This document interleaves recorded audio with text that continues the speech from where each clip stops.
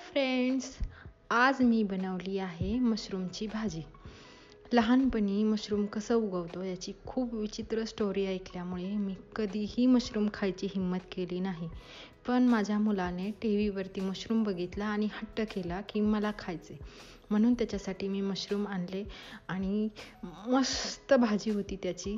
मी तुम्हाला दाखवते मी कशी बनवली ते. मी मशरूम स्वच्छ धुवून घेतले आणि ते चिरून घेतले. नंतर एक पातेलं घेऊन त्याच्यामध्ये चिरलेले मशरूम टाकले आणि त्याच्यामध्ये मीठ टाकलं. नंतर त्याच्यामध्ये मी थोडीशी हळद, हिंग आणि अर्धा चमचा मसाला टाकून ते व्यवस्थित हलवून घेतलं.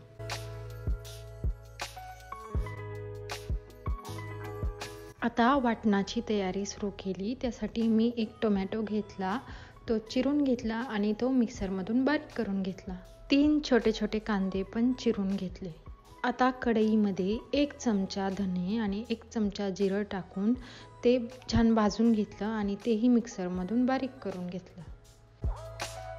आता गॅसवरती कढई ठेवून त्याच्यामध्ये 2 चमचे तेल टाकलं आणि जिरी आणि मोहरी टाकली आणि त्याच्यामध्ये कांदा टाकला आणि कांदा छान परतू दिला. कांदा परतला की त्याच्यामध्ये लसणाची पेस्ट टाकली आणि ते हलवून घेतलं. नंतर त्याच्यामध्ये बारीक केलेले टोमॅटोची पेस्ट टाकली.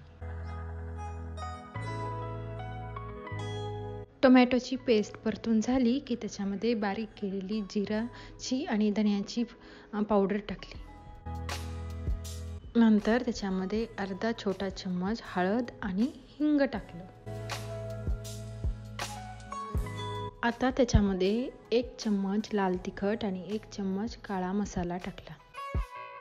आता त्याच्यामध्ये थोडंसं पाणी टाकून वाटण तेल सुटेपर्यंत परतू दिलं.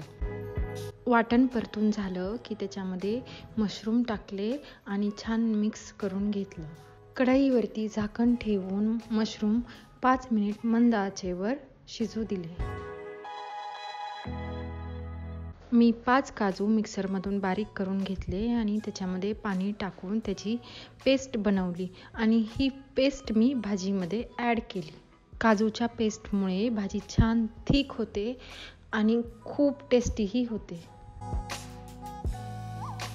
आता परत झाकण ठेवून मी अजून 2 ते 3 मिनिट भाजी शिजू दिली. मशरूम चिरल्यानंतर आधीच थोडंसं मीठ टाकलं होतं, त्यामुळे अजून नंतर थोडंसंच मीठ ॲड करायचं आणि आपली भाजी रेडी.